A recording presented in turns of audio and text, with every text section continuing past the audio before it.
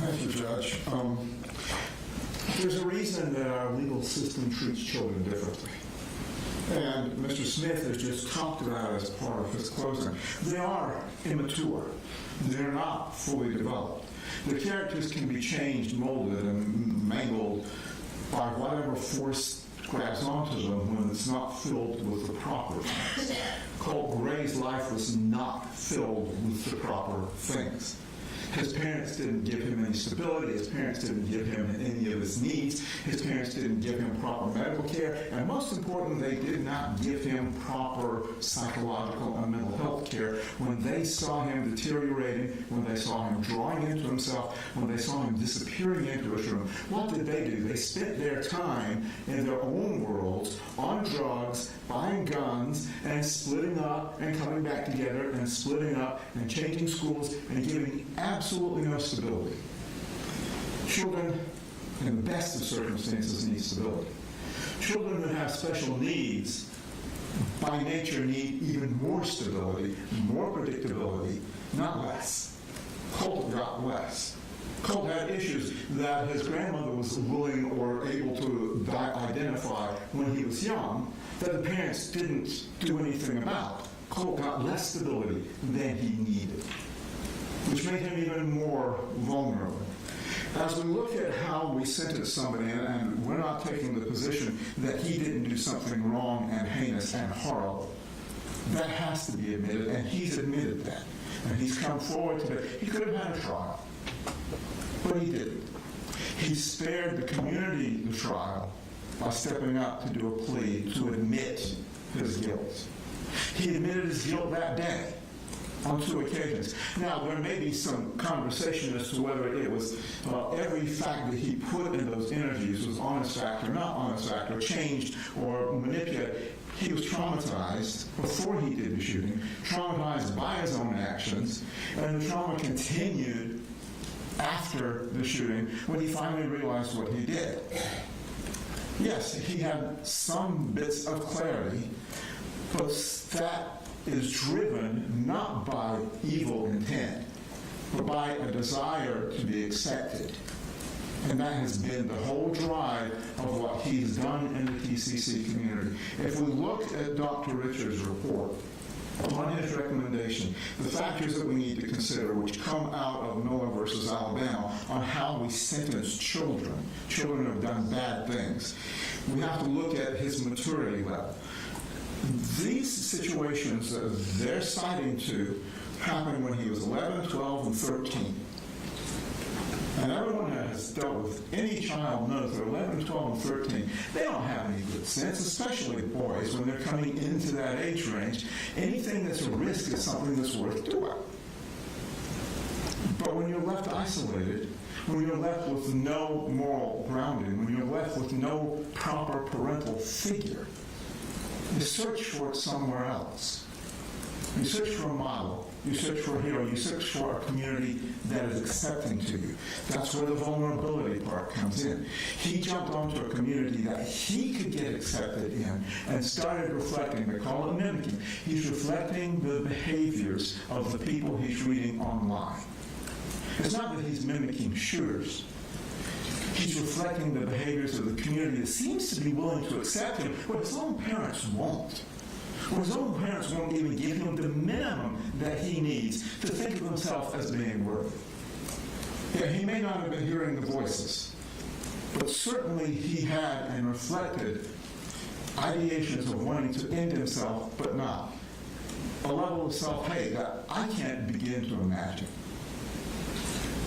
But that is the world that he was trying to cure by filling in with the world of the TCC and reflecting the same kinds of things that they were talking about. Well, I understand that the victims have lost a great deal in this. So Colt has not really lost because he didn't have. He didn't have those supports in his family, and he didn't have the help that he needed. His parents were obviously totally abject failures. But when we're looking again at somebody who was 11, 12, and 13 when they were trying to fill a hole, we can't say that from this day forward they will never be right again, because the law gives us some room to have that discretion. The law tells us we have to consider these factors of immaturity, vulnerability, and the potential of redemption, sometimes referred to in the law as incorrigibility. He is not irretrievably broken. That's been demonstrated by what he has done in DJJ. That's been demonstrated by the conversations and the development we've heard from both Ms. Brose and from Ms. Polhamus as to how he has changed when he finally got what he needed, which nobody had given him until this event. The idea of Easter eggs, you would have to assume a level of maturity of a 12 to a 13-year-old to be able to plan that out and to think that through.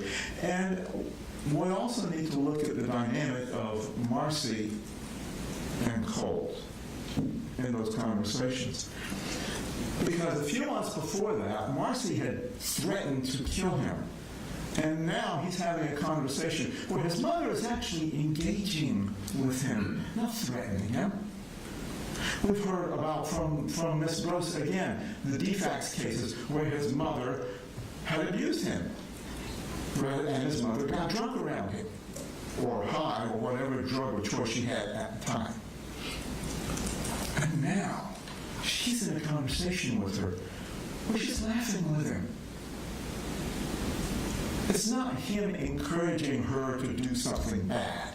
It's trying to hang on to something that he didn't have without these horrible events.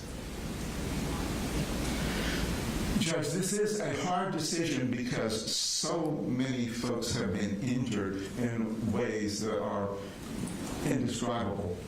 We've heard them, the families, testify to the impact on their lives. But that impact does not overweigh the court's responsibility to look at the factors in Miller and to understand that Colt was at an extremely vulnerable time in his life when he didn't get what he needed at a very young age. And that certainly doesn't mean that once we give him what he needs now going forward, he can't be made a productive member of society. The minimum that we understand, Judge, is life with parole. He will be given a life sentence. With parole, it gives him an opportunity of hope. Hope is an important factor in somebody becoming a different person than when they start. And if we give him life without parole, then that takes away the hope and that takes away the ability for him to change. With the help of the psychotropic drugs, with the counseling sessions, with the routine, with new structure and hope, he can ultimately be a person who contributes to the society at some point. Life without parole, Judge, I personally think as a policy matter is too harsh for any teenager.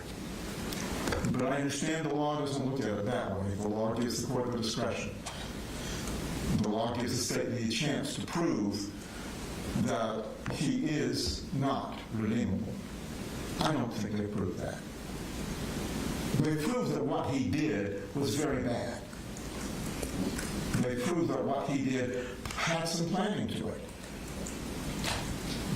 But to the degree that he is such a twisted individual that he cannot be improved, I don't buy that. I don't think they proved that. I think what we have shown is that he can improve with the right help. And we're asking this court sentence him to the minimum, one count of life with parole. Thank you.